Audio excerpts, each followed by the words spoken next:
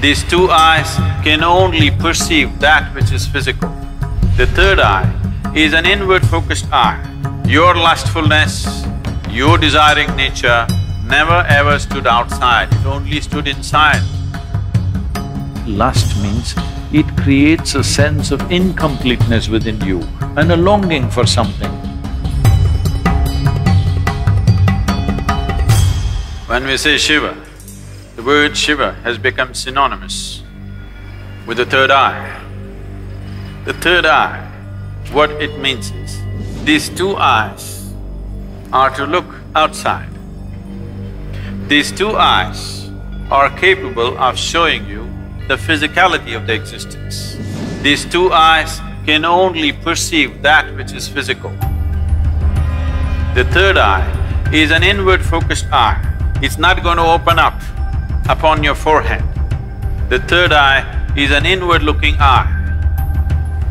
But you have heard stories, Shiva opened his eyes and he burnt Kama.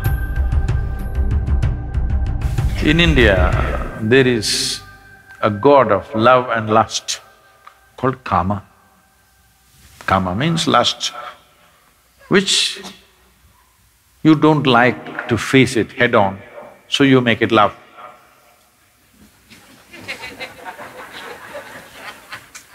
Because you need some aesthetic to it.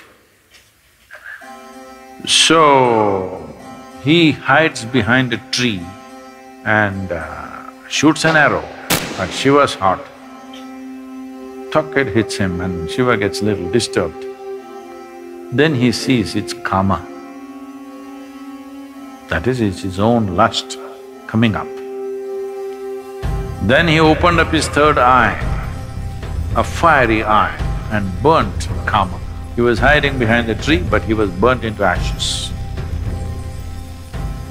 Then Shiva took the ashes of this burnt Kama and smeared himself. That I have put these things to rest for good. That is the general story told to the people. But you tell me, your lust arises within you or behind the tree? No, you may go behind the tree, that's another matter.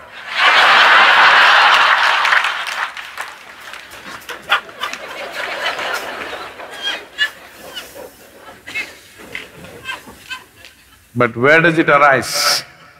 Within you. Desire is not hanging outside.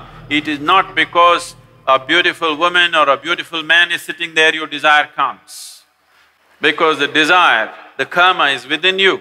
So he opened his third eye and burned the Kama within himself, not the one who is standing outside. Because he never ever stood outside. Please look at this and see. Your lustfulness, your desiring nature never ever stood outside, it only stood inside. So he opened his third eye, not this way, inward.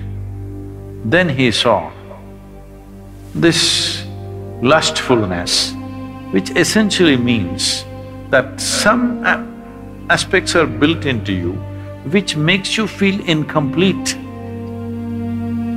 So you think you will find completion only by going towards something or somebody. Lust is not just about opposite sex. Shopping is lust.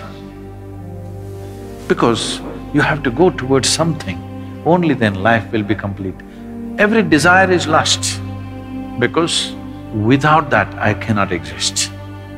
I want that, because only when I have that, this will be complete. It may be a thing, it may be a position, it may be power, it may be sexuality, it doesn't matter what it is. Essentially, lust means it creates a sense of incompleteness within you and a longing for something that it makes you feel if you don't have that, you are not complete. So he decides to burn the Kama within himself. He burned the Kama and then instead of sweat, ash oozed out of the pores of his body. This is the yogic story. The common story told to the public is he was hiding behind the tree and he burnt him, opened his eyes and burnt him, and then he took that ash and smeared himself.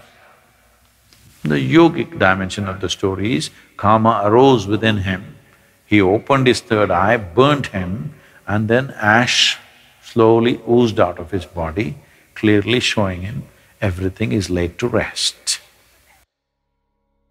Everything that you know as yourself should die. When I say death, it's not the physical death which is a problem. The question is losing everything that you know as myself right now, your personality, your identity. Once you learn to be an individual beyond physiological and psychological formats, that means you're for good.